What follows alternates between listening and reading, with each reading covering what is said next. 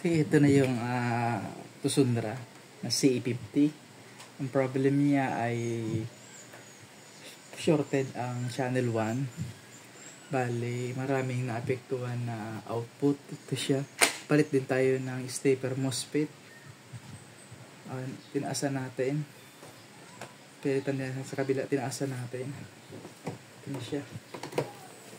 1000 watt dummy load. Layo lang yung mixer natin sa labas pa.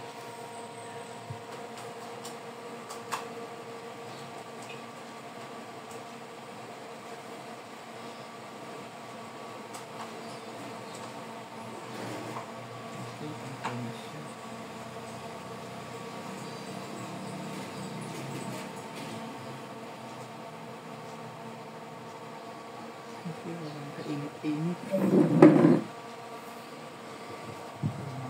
Sige lang. I-open ko muna yung limits.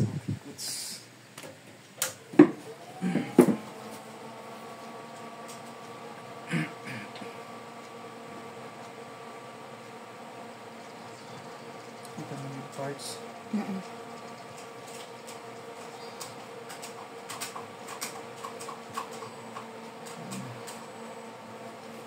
Ang limits dapat naka-off kasi pag naka-on siya baliktad. Pag naka-on ayaw mag-clip. Dapat i-off mo siya para mag-clip. Yan siya mag-clip. Pin-off ko yung limit. Okay, pantay na siya. Sound test na lang.